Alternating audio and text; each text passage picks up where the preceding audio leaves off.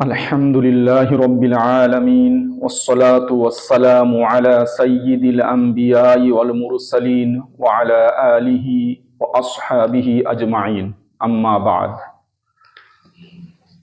দ্বীনি মজলিসের চতুর্থ পর্বে আপনাদের সকলকে জানাই আসসালামু আলাইকুম ওয়া রাহমাতুল্লাহি ওয়া বারাকাতুহু। আমরা এই দ্বীনি মজলিসের দ্বিতীয় পর্বে এবং তৃতীয় পর্বে আল্লাহর উপরে ঈমান আনার কি অর্থ এই সম্পর্কে আলোচনা করেছিলাম। দ্বিতীয় পর্বে বলেছিলাম যে আল্লাহর অস্তিত্বের উপরে ঈমান আনা এটা প্রত্যেকটা মানুষের জন্য অবশ্য কর্তব্য। তারপরের পর্বে আমরা আলোচনা করেছিলাম তাওহীদ সম্পর্কে এবং তাওহীদের ব্যাপারে মূল বিষয় তিনটি। সর্বপ্রথম, আল্লাহ তাআলা যে সমগ্র জগতের স্রষ্টা এবং পরিচালক, এই ব্যাপারে আল্লাহ এক এবং অদ্বিতীয় হওয়ার বিশ্বাস রাখা। দ্বিতীয় এবং তৃতীয় বিষয় নিয়ে আমরা আলোচনা করব আজকের এই পর্বে। দ্বিতীয় হচ্ছে তাওহীদ ফিল উলুহিয়াত, অর্থাৎ আল্লাহ একমাত্র ইবাদত এবং উপাসনার যোগ্য। আল্লাহ ছাড়া এই পৃথিবীর বুকে দ্বিতীয় কোনো সত্য উপাস্য নাই। এই ব্যাপারে আমাদেরকে অন্তর থেকে বিশ্বাস রাখতে হবে। আমাদের সব ধরনের ইবাদত উপাসনার যোগ্য একমাত্র আল্লাহ তাআলা। আল্লাহ তাআলা ছাড়া কোনো দেবদেবী, কোনো রসুল বা নবী, কোনো ফেরেশতা বা অন্য কোনো ব্যক্তি বা বস্তু ইবাদতের উপযুক্ত নয়। কারো জন্য কোনো রকমের ইবাদত বা উপাসনা করা যাবে না আল্লাহ ছাড়া। আল্লাহ একমাত্র ইবাদত উপাসনার যোগ্য এবং তিনি এক এবং অদ্বিতীয়। এই বিষয়টা আল্লাহ তাআলা তার পাক কালামের মধ্যে বিভিন্ন জায়গায় বর্ণনা করেছেন।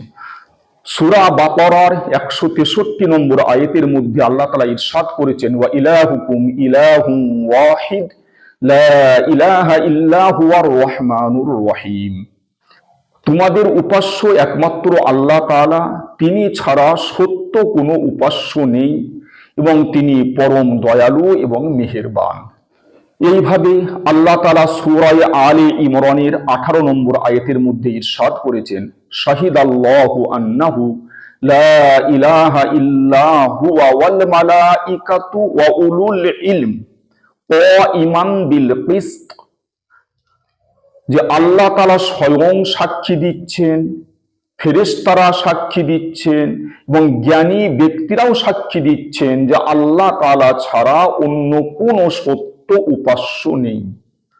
অতএব আমাদেরকে এই ব্যাপারে সম্পূর্ণ বিশ্বাস রাখতে হবে যে ইবাদত এবং উপাসনা একমাত্র আল্লাহর জন্যই হবে, আল্লাহ ছাড়া কারো জন্য, সে যত বড়ই নৈকট্য প্রাপ্ত ফেরেশতা হোক, যত বড়ই সে নবী বা রসুল হোক বা যেই হোক না কেন, কারো জন্য, আল্লাহ ছাড়া কারো জন্যই ইবাদত এবং উপাসনা করা যাবে না।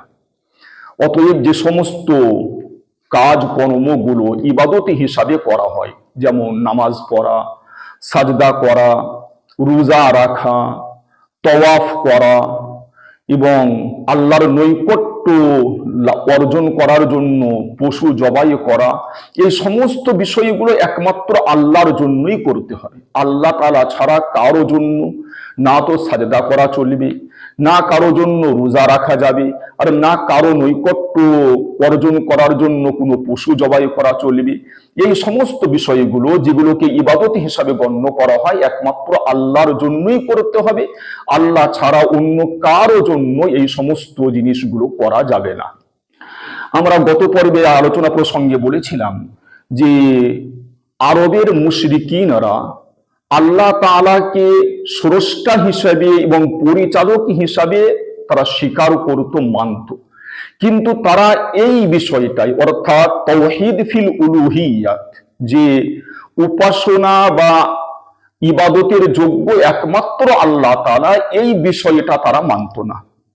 তারা আল্লাহ তাআলার সাথে অন্যান্য তাদের দেব দেবী ঠাকুর প্রতিমারও পূজা করত, ইবাদত করত। যার কারণে তারা মুশরিকিনদের মধ্যে গণ্য হয়েছিল, তাদেরকে কাফির এবং মুশরিক বলা হয়েছিল। এই কারণেই যে তারা তাওহীদ ফিল উলুহিয়াতকে, অর্থাৎ একমাত্র আল্লাহই যে সত্য উপাস্য, এই জিনিসটা স্বীকার করত না।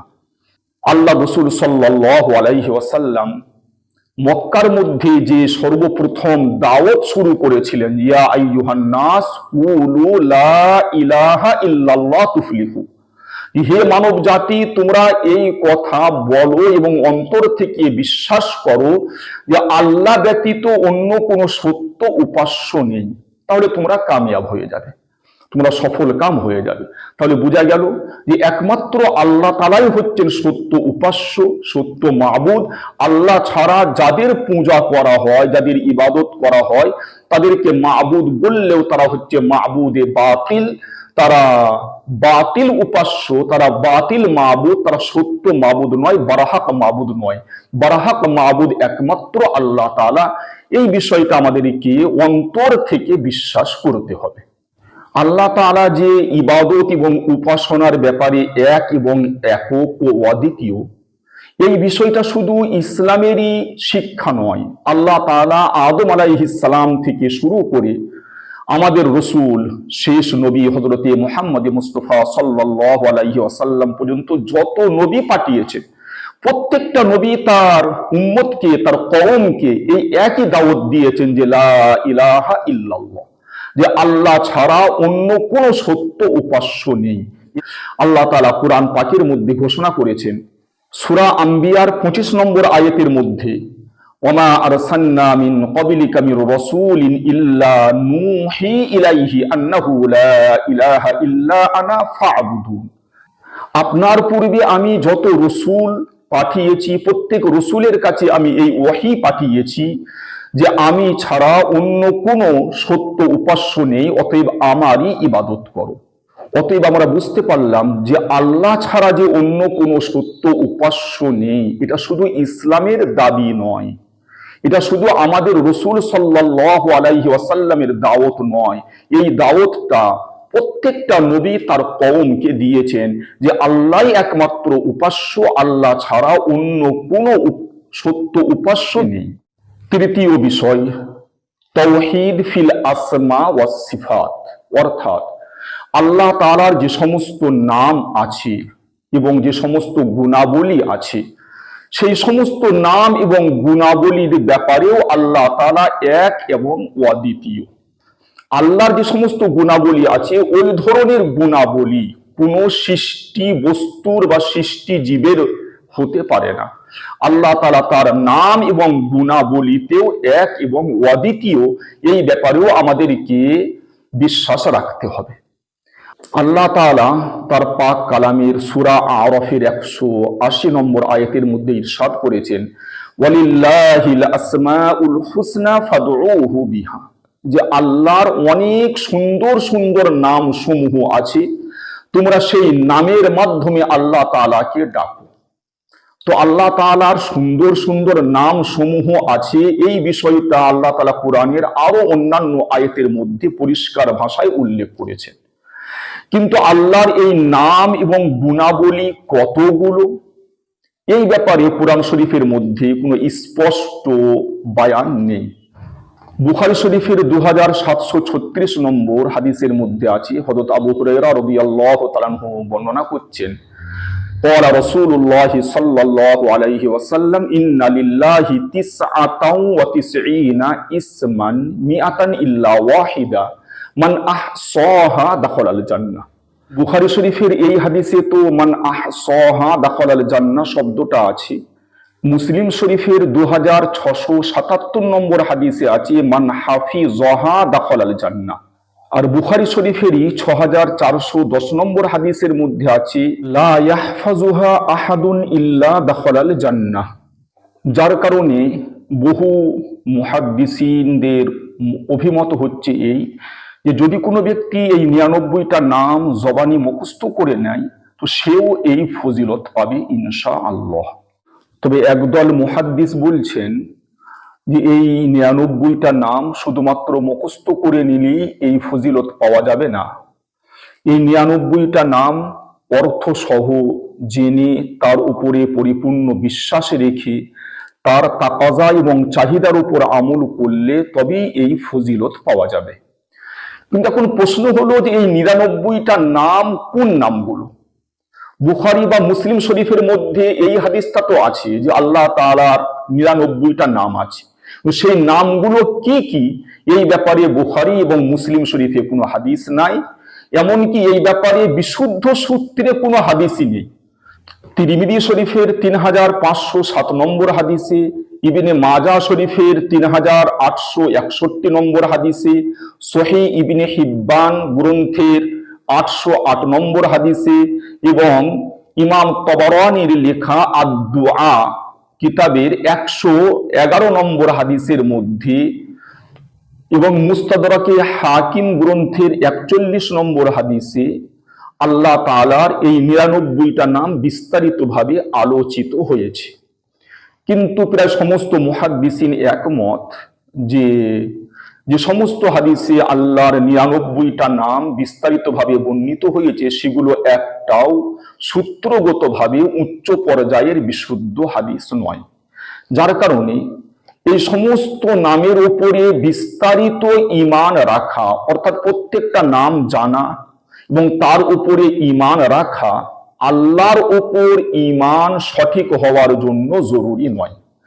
আল্লাহর উপরে সঠিক ঈমানের জন্য সংক্ষেপে এতটুকু ঈমান রাখাই যথেষ্ট যে আল্লাহ তাআলার যত বিশুদ্ধ হাদিস দ্বারা প্রমাণিত নাম আছে এবং আল্লাহ তাআলা নিজে তার পাক কালামের মধ্যে যে সমস্ত নাম উল্লেখ করেছেন, বিশুদ্ধ হাদিসে আল্লাহ তাআলার যে সমস্ত গুণাবলীর কথা আছে, আল্লাহ তাআলা তার পাক কালামের মধ্যে যে সমস্ত গুণাবলী উল্লেখ করেছেন, আমরা সেই সমস্ত নাম এবং গুণাবলীর উপরে ঈমান রাখছি, এতটুকু বিশ্বাস রাখাই যথেষ্ট।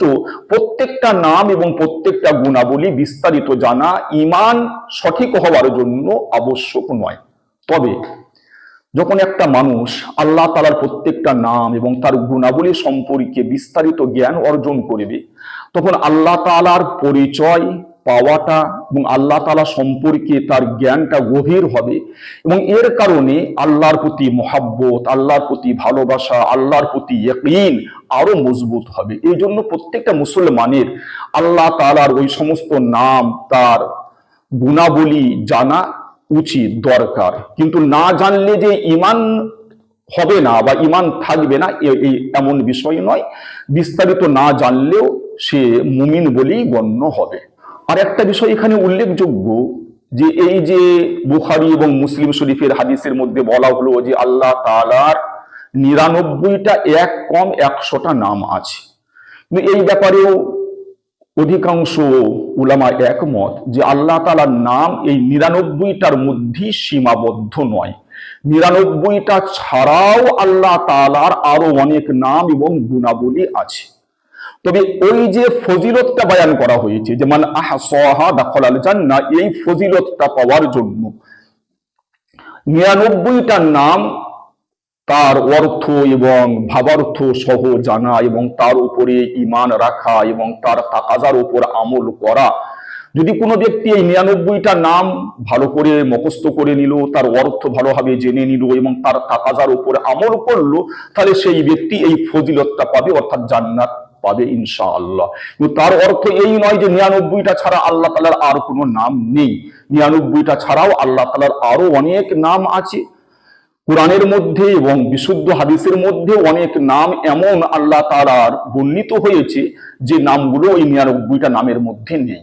আল্লাহ তাআলার সিফাতের উপরে ঈমানের অধ্যায়টি এমন একটা বিষয় যে উম্মতের মধ্যে এই ব্যাপারে বড় মতভেদ হয়েছে এবং এই আল্লাহ তাআলার গুণাবলীর উপর ঈমানের নামে ইসলামের মধ্যে বহু দল এবং উপদল সৃষ্টি হয়েছে, যার কারণে আল্লাহ তাআলার এই সমস্ত গুণাবলীর ব্যাপারে আমাদেরকে বিশেষভাবে ৩টে বিষয় খেয়াল রাখতে হবে। ১ নম্বর, আমরা আল্লাহ তাআলার ব্যাপারে সেই সমস্ত গুণাবলী সাব্যস্ত করব যে সমস্ত গুণাবলী আল্লাহ তাআলা নিজে তার পাক কালামের মধ্যে বর্ণনা করেছেন, অথবা আল্লাহ রাসূল সাল্লাল্লাহু আলাইহি ওয়াসাল্লাম তিনি বলে গেছেন। দ্বিতীয়, যে সমস্ত আয়াতে বা হাদিসে আল্লাহ তাআলার গুণাবলী বর্ণিত হয়েছে, আমরা সেই সমস্ত আয়াত এবং হাদিসগুলোকে শাব্দিক অর্থের উপরেই রাখব, তার কোনো রূপক অর্থ খুঁজতে যাব না। তৃতীয়, যেহেতু আল্লাহ তাআলা আমাদেরকে আদেশ করেছেন আমিনু কামা আমানান নাস, যে তোমরা ওই রকম ঈমান আনো যেমন সাহাবায়ে কেরামরা ঈমান এনেছিলেন, অতএব আল্লাহ তাআলার গুণাবলী সম্পর্কেও আমরা ওই রকম ঈমান রাখবো যেরকম সাহাবায়ে কেরামরা ঈমান রেখেছিলেন। তো এই তিনটে বিষয় আমাদেরকে বিশেষভাবে খেয়াল রাখতে হবে আল্লাহ তাআলার গুণাবলীর ক্ষেত্রে ঈমানের ব্যাপারে। আরেকটা বিষয়ও বিশেষভাবে উল্লেখযোগ্য, যে আল্লাহ তাআলা যেমন তার সত্তা অনাদি অনন্ত, তেমন তার সমস্ত গুণাবলীও অনাদি এবং অনন্ত। আল্লাহ তাআলার সত্তা যেমন মানুষের ধ্যান ধারণার ঊর্ধ্বে, ঠিক তেমনি ভাবে আল্লাহ তাআলার গুণাবলীও মানুষের ধ্যান ধারণার ঊর্ধ্বে। আল্লাহ তাআলার সত্তা যেমন কোনো সৃষ্টি বস্তুর মতো নয়, তেমন আল্লাহ তাআলার গুণাবলীও সৃষ্টির কোনো গুণাবলীর মতো নয়। উদাহরণস্বরূপ আল্লাহ তাআলা সামি, অর্থাৎ শ্রবণকারী। আল্লাহ তাআলা দূরের নিকটের আস্তে জোরে সব ধরনের আওয়াজ তিনি শুনতে পান, এবং আল্লাহ তাআলা এই শোনার জন্য কোনো অঙ্গের মুখাপেক্ষী নন। আল্লাহ তাআলা শোনার জন্য কানের মুখাপেক্ষী নন, কিন্তু অন্যান্য সৃষ্টিজীব তারা শ্রবণ করার জন্য কানের মুখাপেক্ষী। এইভাবে আল্লাহ তাআলা বসির, দেখনেওয়ালা, তিনি সব কিছু দেখতে পান, নিকটের দূরের আলোর অন্ধকারের সমস্ত কিছু তিনি দেখতে পান, এবং এই দেখার জন্য আল্লাহ তাআলা চোখের মুখাপেক্ষী নন। আল্লাহ তাআলার এইভাবে সমস্ত গুণাবলী, আল্লাহ তাআলা এই সমস্ত গুণাবলীতে একক এবং অদ্বিতীয়। আল্লাহ তাআলার এই গুণাবলীর মতো সৃষ্টি বস্তুর কোনো গুণাবলী নেই। মোট কথা, আমাদেরকে এই তাওহীদের ব্যাপারে পরিপূর্ণ ঈমান রাখতে হবে যে আল্লাহ তাআলা এই বিশ্ব জগৎ সৃষ্টি করার ব্যাপারে এবং এর পরিচালনা করার ব্যাপারে একক এবং অদ্বিতীয়। তিনি একমাত্র উপাসনার যোগ্য, তিনি ছাড়া আর কেউ উপাসনার যোগ্য নয়, ইবাদতের যোগ্য নয়। তিনি তার নাম এবং গুণাবলীতেও এক এবং অদ্বিতীয়। আল্লাহ তাআলা আমাদের সকলকে আল্লাহ তাআলা সম্পর্কে সঠিক ঈমান রাখার তৌফিক দান করুন। এই তাওহীদের বিপরীত হচ্ছে শিরিক। ইনশাআল্লাহ আমরা পরবর্তী পর্বে এই শিরিক সম্পর্কে বিস্তারিত আলোচনা করব। ওয়া আখিরু দাওয়ানা আনিল হামদুলিল্লাহি রাব্বিল আলামিন।